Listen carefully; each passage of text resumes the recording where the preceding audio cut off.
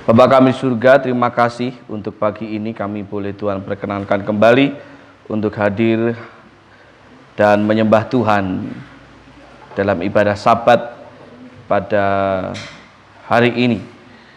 Dan kami percaya bahwa untuk segala sesuatu yang kami lewati, untuk segala sesuatu yang kami sedang jalani, selalu ada rencana Tuhan dan tentunya selalu ada berkat Tuhan di balik apa yang kami jalani.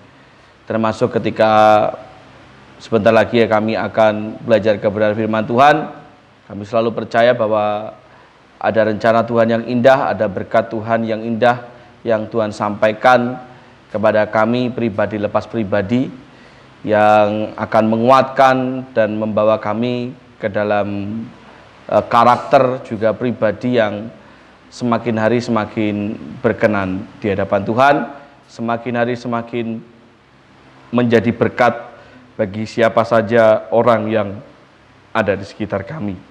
Tentu kami serahkan waktu kami selama beberapa menit ke depan untuk kami dapat belajar bersama-sama kebenaran firman Tuhan. Tuhan yang berkuasa, Tuhan yang ambil bagian di dalam pembelajaran firman Tuhan ini, sehingga apapun yang hamba-Mu sampaikan semua benar-benar keluar dari apa yang Tuhan kehendaki, dan apapun yang dapat kami terima sungguh-sungguh berasal dari Tuhan yang akan mengubahkan kehidupan kami, baik secara pribadi maupun di dalam keluarga, rumah tangga, dan kehidupan pelayanan kami melalui Gereja Baptis Kembang Arum ini. Hamba-Mu yang jauh dari sempurna ini menyerahkan diri di hadapan Tuhan. Engkau pakai menurut kehendak dan rencana Tuhan, sebab Engkau yang maha sempurna yang akan menyempurnakan segala sesuatunya. Terima kasih Tuhan. Di dalam nama-Mu Tuhan kami Yesus Kristus, Tuhan dan Juru Selamat kami yang hidup, kami berdoa dan mengucap syukur. Amin. Shalom. Shalom. Selamat pagi. Semangat. Oh, lah kok malah ngelokro. Semangat. Nah, ngono lho. Apa? Nyedaki tanggal tua? Podo. Hari ini siapa yang ulang tahun? Ulang tahun? Oh ya wes, rak sida entuk traktiran berarti ya. Baik, kembali ke dalam tema kita, keluarga yang sehat. Keluarga yang sehat, keluarga yang diberkati dan disertai Tuhan. Keluarga yang sehat adalah keluarga yang dapat menjaga kehormatan, keluarga yang dapat menjaga nama baik keluarganya. Nama baik itu apa? Bukan nama yang artinya apik. Kadang ada nama yang aku tak hati-hati, bener salah sebut. Nah, di sini tidak ada. Ada yang namanya Lukas. Ada namanya Lukas di sini? Siapa? Pak Batian? Ganti. Siapa ya? Bartolomeus lagi lagi. Ada yang namanya Bartolomeus. Masuk TV. Dalam berita liputan terkini, kecekel nyopet, jenenge apik, alkitabiah, tetapi tidak diiringi kelakuan yang dapat menjaga nama baik. Nama baik selalu identik dengan reputasi, dengan kehormatan, dan pastinya juga dengan kebanggaan. Dan saya yakin bahwa setiap panjenengan punya standar masing-masing untuk menentukan nama baik keluarga masing-masing. Artinya bagaimana cara untuk dapat menjaga nama baik keluarga masing-masing. Jenengan punya standarnya sendiri. Setiap keluarga, kalau jarane Pak Reto itu setiap keluarga punya kodenya masing-masing. Di mana satu sama lain nggak sama pastinya. Kode itu kan satu sama lain nggak sama. Ada keluarga yang mungkin menurut keluarga A Menjaga nama baik adalah dengan cara kabeh anak-anaknya lulus sarjana. Tapi ada keluarga B mengatakan ora perlu lulusan sarjana, sing penting kerjamu sukses. Ada keluarga C yang mengatakan kehormatan keluarga kalau anak-anaknya lulus syukur ora lulus syukur, sukses syukur ora sukses syukur, sing penting nyenengne atine wong tua. Ya ada saja. Dan mana yang benar, mana yang salah? Sekali lagi saya katakan tidak ada yang salah, tidak ada yang benar. Semua keluarga berhak menentukan standarnya masing-masing. Selama tidak bertentangan dengan kebenaran. Apa maksudnya bertentangan dengan kebenaran?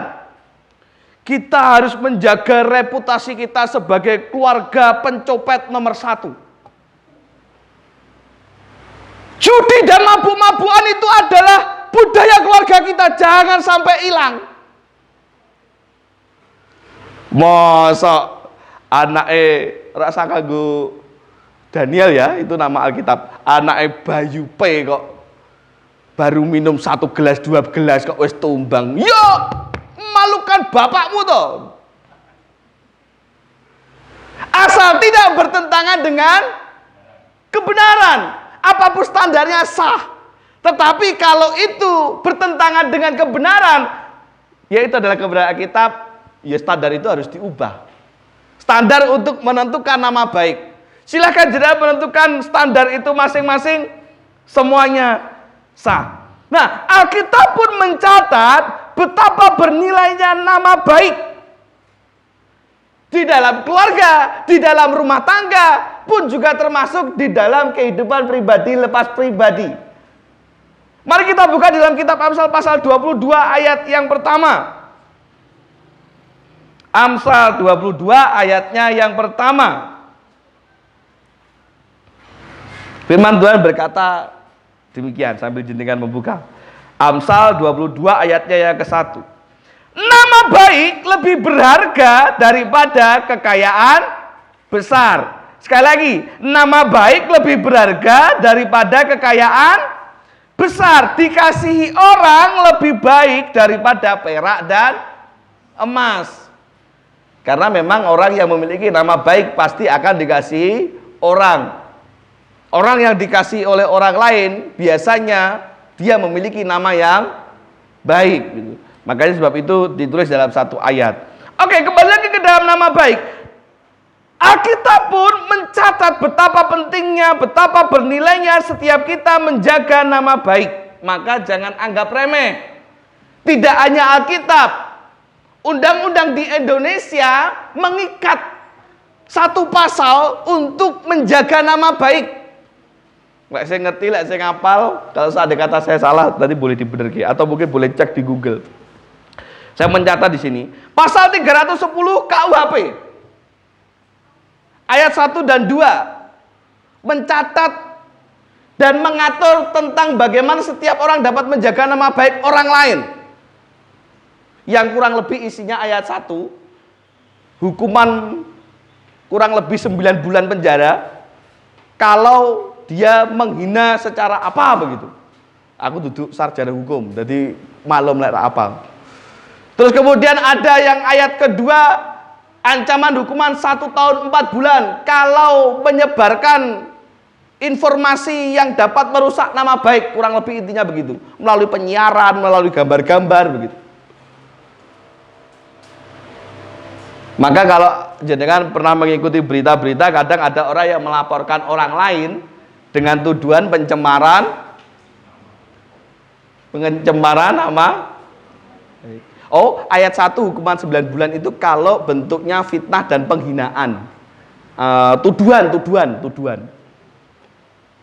Jadi misalkan nih, saya menuduh Pak Bahtiar curi kemarin di gereja, padahal Pak Bahtiar nggak melakukan. Dan memang benar-benar nggak melakukan, Pak Bahtiar bisa melaporkan saya dengan tuduhan pencemaran nama baik. Engko lek tak sebar luasnya di grup WhatsApp, hati-hati karo Pak Bahtiar, tak pasang fotone gitu. Itu bisa sampai ke ayat kedua, hukumannya lebih berat, 1 tahun 4 bulan. Negara kita menjamin untuk setiap orang dapat menjaga nama baik satu dengan yang lain. Berarti nama baik ini sangat apa yang terjadi jika seandainya nama baik itu tidak dapat terjaga? Apa yang akan terjadi seandainya kehormatan keluarga itu rusak? Yang pertama saya mencatat akan mendatangkan aib bagi keluarga. Lek wis nama baik itu rusak oleh perbuatan apapun akan mendatangkan nama baik, mendatangkan aib. Aib ki apa toh? Lek wong Jawa ngarani wadi. Betul? Aib. Sama seperti dalam kitab 2 Samuel pasal 13 ayat 12 sampai 14. Enggak usah dibuka karena saya banyak mencatat ayat di sini. Nanti aja dicatat, engko dibuka di omah. Di mana sana ada kejadian Amnon yang membawa aib kepada keluarganya karena nyuwun sewu menyetubui adiknya sendiri. Memperkosa adiknya sendiri. Membawa aib bagi keluarga. Juga dapat merusak nama keluarga, membusukkan kalau bahasanya Alkitab. Siapa yang mengatakan membusukkan nama keluarga? Yakub. Dalam kejadian di pasal 34 ayat 30. Ayat 1 sampai 31 sebenarnya. Tapi kata membusukkan itu ada di ayat yang ke-30 ketika Yakub berkata kepada Simeon dan Lewi, kamu membusukkan namaku di hadapan orang-orang seluruh negeri itu. Karena apa? Ingat kejadian Dina. Dina ini siapa? Tonggoku Pak Bakul S. Dina ini siapa? Dina ini siapa? Anaknya Yakub. Anak wedok satu-satunya Yakub. Otomatis dilindungi oleh kakak-kakaknya yang laki-laki. Ada satu ketika satu orang bernama Sikem. Anaknya seorang pemimpin bernama Hemor. Ya, Sikem ini suka cinta karo Dina, tetapi kesalahannya adalah dia tiba-tiba nyuwun sewu menodai kehormatannya Dina. Kemudian Hemor ini sebagai bapaknya Sikem datang minta maaf karpe sambil meminta Dina, kami bertanggung jawab. Dina tak pe anak, tak pe mantu, dan Sikem pun ngomong, aku sangat cinta kepada Dina, biarlah dia menjadi istriku. Sebagai jaminannya, engkau boleh tinggal di negeri ini yang bernama negeri Hewi. Nah, sebagai barternya lebih lagi, kamu boleh hidup di sini.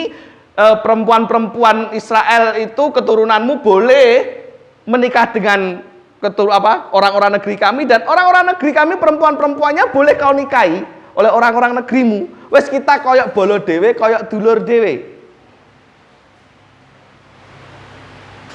Terus kemudian kakak-kakaknya Dina ini dengar, mereka gak terima, mereka marah.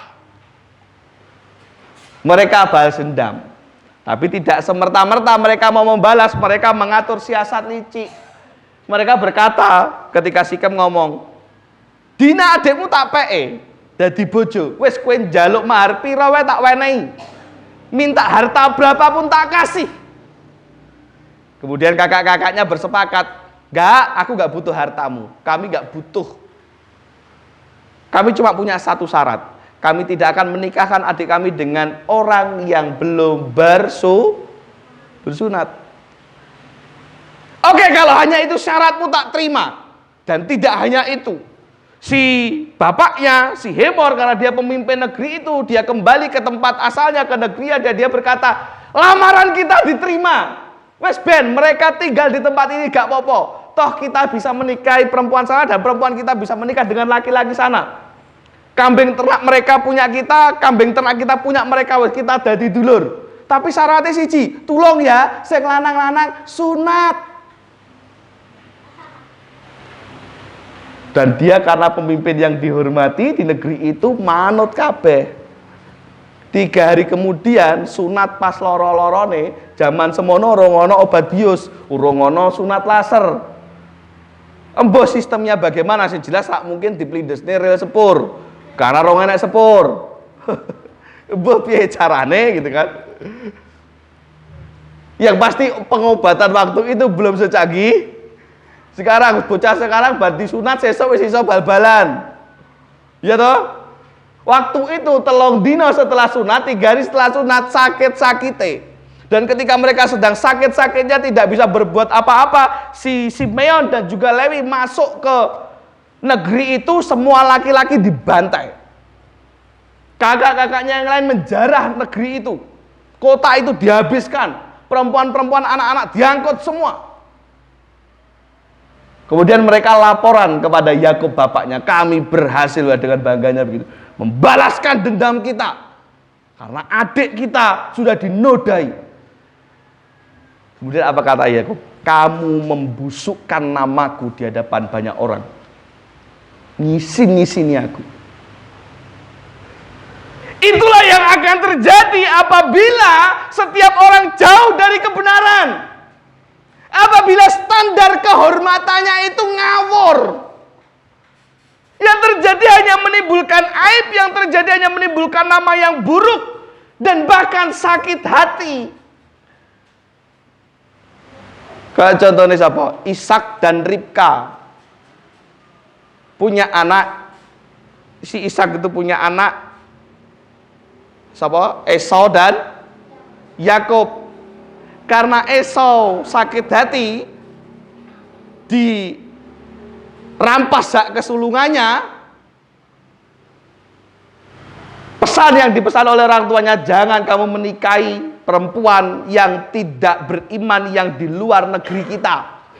Perempuan-perempuan dari negeri lain yang tidak mengenal Allah, jangan. Tapi karena dia sakit hati, ngece. Dengan sengaja dia menikahi orang-orang perempuan-perempuan orang Het, di mana mereka tidak mengenal Allah, di mana mereka menyembah berhala, hingga akhirnya semua kabeh kegeret-geret. Segala kebiasaan-kebiasaannya ikut dilakukan oleh termasuk salah satunya Esau. Dan apa kata Ribka kepada Ishak? Bahwa karena kelakuan istri-istri si Esau itu membuat hatiku menjadi pedih. Kalau saya boleh mengartikan, hati yang pedih itu hati yang terluka, hati yang tersakiti, hati yang dikecewakan ketika melanggar atau keluar dari kebenaran yang sudah ditetapkan. Jadi semua itu terjadi karena penyimpangan, karena pelanggaran, karena ketidaktaatan kepada kebenaran atau hukum yang berlaku, sehingga berdampak kepada nama baik yang akhirnya menjadi rusak. Nah, pertanyaannya adalah apa yang harus dilakukan untuk dapat menjaga nama baik? Yang pertama dan utama, takut akan Tuhan. Bagaimana supaya dapat menjaga nama baik? Setiap anggota keluarga harus takut akan Tuhan. Kalau tidak mau membaca nanti ayatnya, tulis di ayatnya itu Kejadian pasal 39 tentang Yusuf di rumah Potifar atau Yusuf dan istri Potifar, di mana Yusuf digoda oleh istri Potifar dan dia berkata, mosok aku mau ngelakoni dosa sih, dalam ayatnya yang ke-9.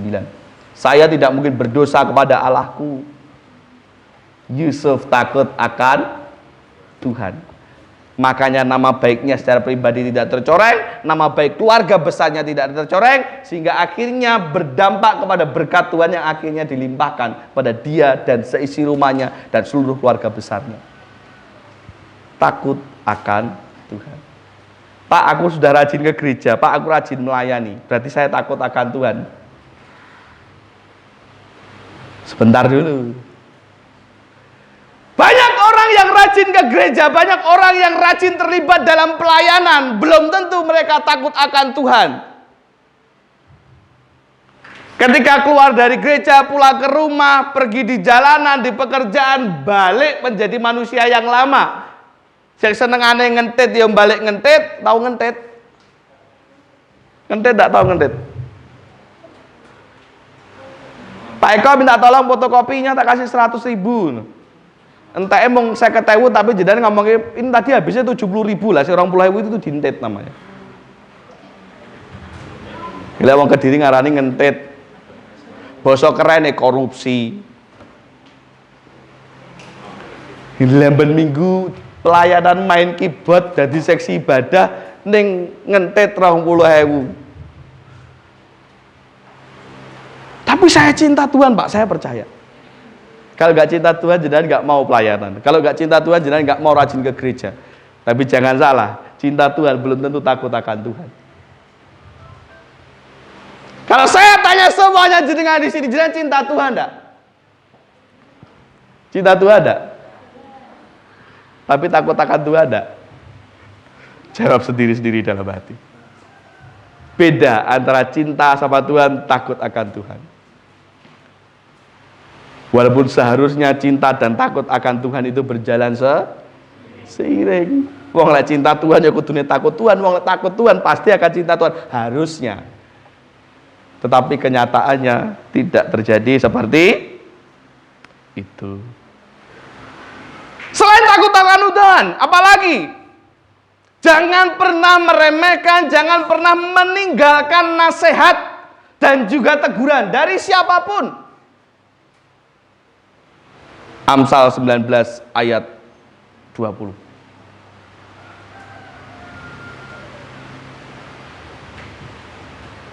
Apa kata firman Tuhan di sana?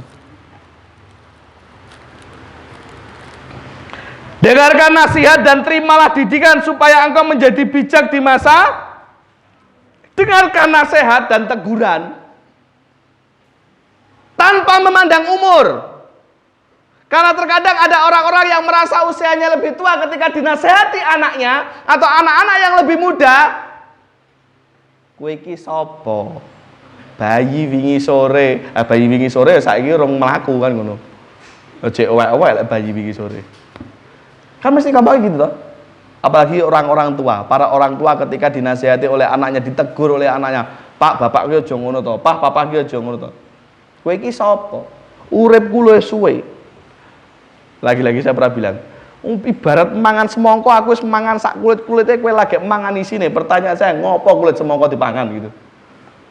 Itu antara dia merasa lebih bijak, lebih mampu, lebih berpengalaman atau bodoh gitu. Ngerti kulit semongko dipangan. Tidak selamanya orang tua itu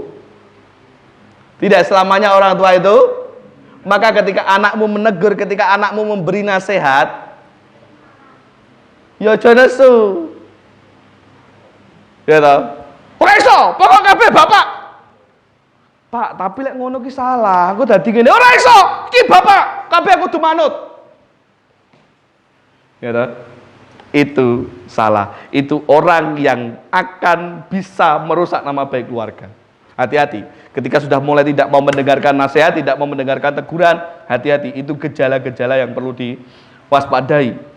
Tetapi sebagai orang yang memberi nasihat, ya kudu bijak. Ada adab, ada etika, ada sopan santun yang harus dijaga. Alkitab mengajarkan kalau engkau memberi teguran, tegurlah 4 mata. Artinya misalkan Pak Batiar yang salah, Pak Batiar saya minta waktu sebentar ngobrol yuk. Pak, jenengan sesuk lek MC aja ngene ya, Pak. Terus tiba-tiba engko pas waktu bar maca buletin tak umumke. Jangan dicontoh ya Pak Batiar tadi yang MC ya. Itu salah cara MC. Itu ra duwe etika, Pak. Ya toh? Tegur dulu 4 mata kata firman Tuhan. Lek 4 mata ora selesai, 4 mata ora manut, ora berubah, hadapkan di hadapan penatua. Dari baptis istilahnya perancang atau ada diakon. Hadapkan ke mereka. Pak, iki wis tak tegur 4 mata angel, tolong dikandani. Lah tetep ngeyel, baru hadapkan di sidang jemaat. Kuwi wis bener-bener kebuangetan. Gitu loh. Di RUG kan. Ki bagaimana Bapak Saudara? Yuda bocah iki ndwablek. Sudah disidang sama perancang, juga sudah ditegur 4 mata, bocah wangel. sak karepe dhewe, gaene nggawa LCD-ne gereja digawa untuk kepentingan pribadi, ora pamit. Ya keyboard ya tiba-tiba digawa, bahkan ketika dibutuhkan ora enek, tapi wis dikandani ndablek yuda enake piye. Itu. Setelah melewati dua fase, dua langkah tadi, itulah benar-benar kebangetan.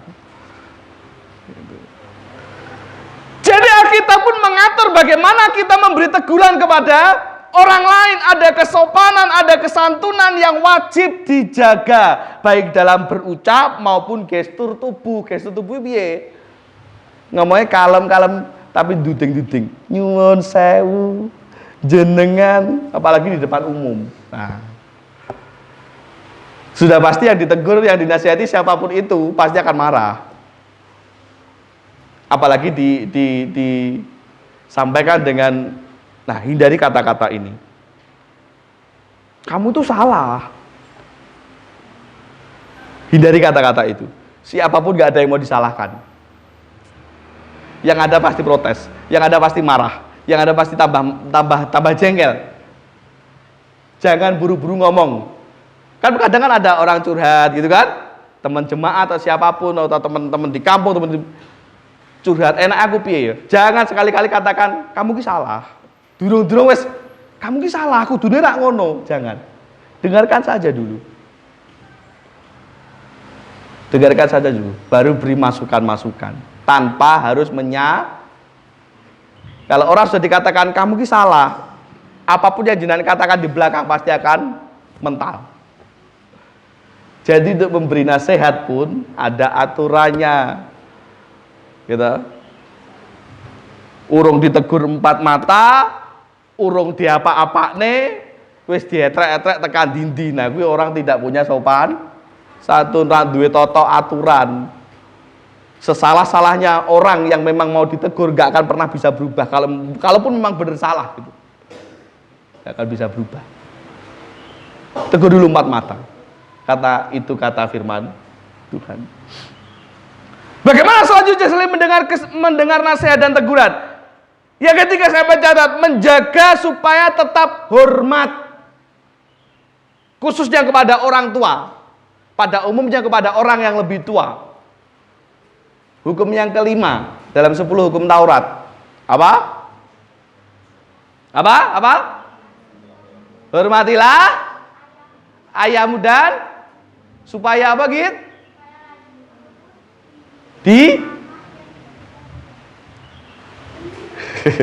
Ya boleh bener pora. Hormatilah ayahmu dan ibumu supaya lanjut umurmu di tanah yang kujanjikan. Gitu. Bener gitu. Nilainya 99. Kurang 1 kata. Gitu. Hormatilah ayahmu dan ibumu. Dan saya pikir ketika kita sudah menikah, yang dimaksud ayah dan ibu itu bukan ayah dan ibu secara kandung, secara gen, secara darah saja, tetapi apa yang dalam masyarakat kita disebut dengan mertua, itu juga adalah ayah dan ibu yang harus kita seburuk-buruknya mereka. Karena sekali lagi saya katakan, kayak tadi di awal, tidak semua orang tua ki api, tidak semua orang tua ki bener gitu. Tapi seburuk-buruknya mereka adalah orang tua yang harus dihormati.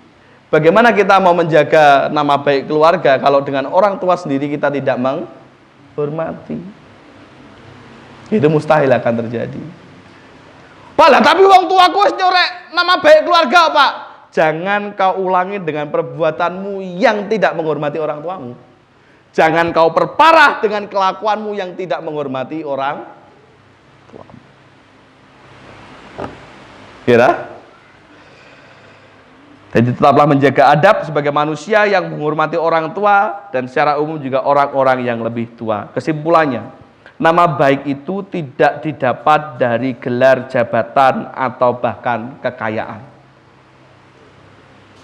Ya, sak dur-dure pangkat derajatmu tidak menjamin namamu akan menjadi baik. Lalu apa yang menjadikan nama kita menjadi baik? yaitu adalah hidup takut akan Tuhan dan hidup tetap menjadi orang yang menabur kebaikan-kebaikan untuk orang lain sehingga berdampak kepada kehidupan orang lain. Selalu, senantiasa, sering saya katakan, jadilah orang baik kepada semua orang. Baik orang yang baik kepadamu ataupun orang yang tidak baik kepadamu, tetaplah menjadi orang yang baik. Satu fakta menarik, tak tutup, terakhir. Ada salah satu negara di barat, saya tidak mau sebutkan namanya karena direkam. Saya pernah mendengar kesaksian orang yang katanya pernah ke sana. Tapi saya percaya sih, karena memang ada banyak berita itu, yaitu seringkali terjadi penembakan massal. Terlebih ironisnya di sekolah. Lebih ironisnya lagi, pelakunya adalah murid sekolah itu sendiri. Dan biasanya yang terjadi adalah murid sebagai pelaku ini adalah korban bullying. Mereka yang tidak terima dibully, menang, nyimpen sakit hati, nyimpen dendam. Di negara tersebut, senjata api dengan mudah didapatkan karena mereka melegalkan itu. Ya walaupun ada syarat, tapi tidak sesulit di Indonesia. Jadi kalau mau pegang senjata api di Indonesia ya, salah satu syaratnya harus menjadi anggota Perbakin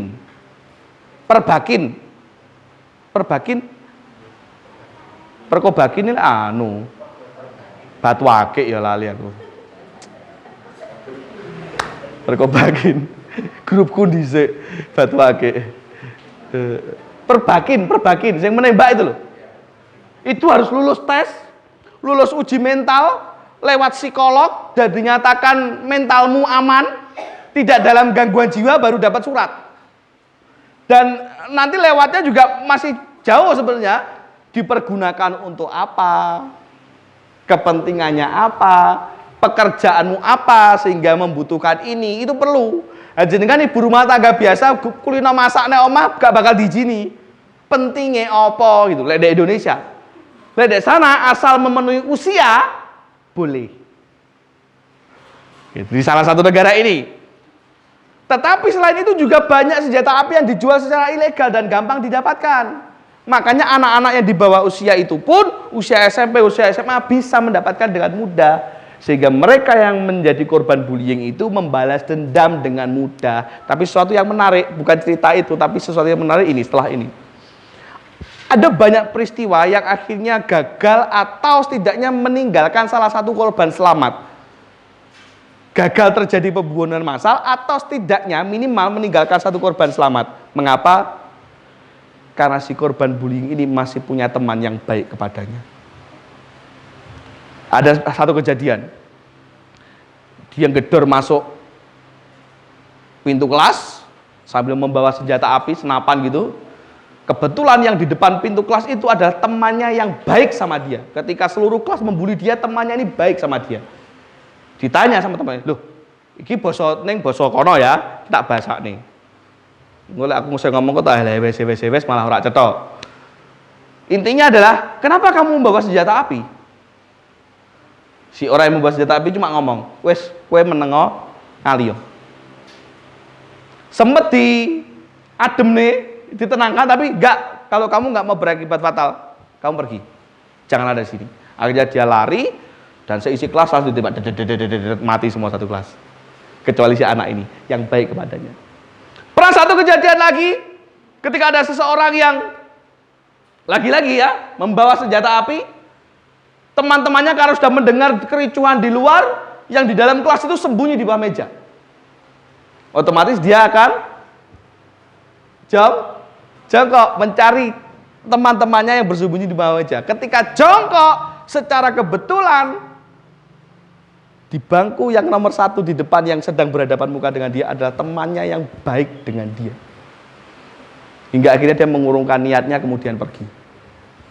Karena ada satu teman yang masih baik dengan dia. Makanya saya selalu pesan sama anak-anak saya, jadilah orang yang baik. Ketika kamu di Solo lah, kalau ada teman-teman membulimu, laporkan. Kalau ada teman-temanmu yang membuli temanmu, ini pesankan kepada anak-anak jenengan. Kalau ada temanmu yang membuli temannya yang lain, katakan sama anak jenengan, ojo melu-melu, jadilah orang yang baik kepada semua orang. Ya mungkin kecil kemungkinan di Indonesia terjadi penembakan masalah gitu, karena senjata api susah untuk dapatkan. Tapi yang namanya menjadi orang baik itu nggak ada yang sia-sia. Sopo ngunduh api bakalin sopo nandur api bakalin ngunduh api. Makanya nggak ada yang sia-sia. Makanya baiklah saja kepada semua. Tidak pekerjaan yang ngono. Ya apapun profesi jenengan, baiklah kepada semua orang. Di keluarga, di rumah tangga pun sama, baiklah kepada semua keluarga. Ya toh? Siapa menanam baik akan menuai yang baik. Ya, mari kita sama-sama menjadi pribadi yang takut akan Tuhan, yang bisa menjaga nama baik keluarga kita, menjadi pribadi yang selalu baik, selalu nice kepada siapa saja, supaya tidak hanya nama pribadi yang baik, supaya tidak hanya nama keluarga yang baik, tetapi percayalah, kita gak akan pernah tahu kok nanti itu kehidupan kita kayak apa, nanti itu anak turunnya kita itu kayak apa. Kadang kita baik sekarang kepada orang, tapi nanti yang menuai adalah anak cucu kita di tempat orang lain. Aku dhisik tahu ditulung mbahmu Surepto itu ya, aku dhisik nalika ngrantau ndek Semarang pernah ditulung, dikasih maem. Wes kene wes saiki melu aku. Gak usah bayar kos tuh. Bisa jadi enggak? Bisa. Ya, takut akan Tuhan dan baiklah kepada semua orang. Karena kita tidak akan pernah tahu jalan yang akan kita hadapi ke depannya. Kita akan tunduk kepala, kita akan berdoa. Bapa kami di surga, terima kasih Hamba-Mu sudah selesai berbicara. Biarlah kuasa Roh Kudus-Mu yang memberkati, menuntun dan membentuk hidup dan hati kami yang mendengarkannya dan merenungkannya siang dan malam. Kami serahkan semua kepada Tuhan. Tuhan yang berbicara, Tuhan yang bekerja, Tuhan yang memampukan kami semua. Terpujilah nama-Mu, dalam nama-Mu Tuhan Yesus kami berdoa dan mengucap syukur. Amin.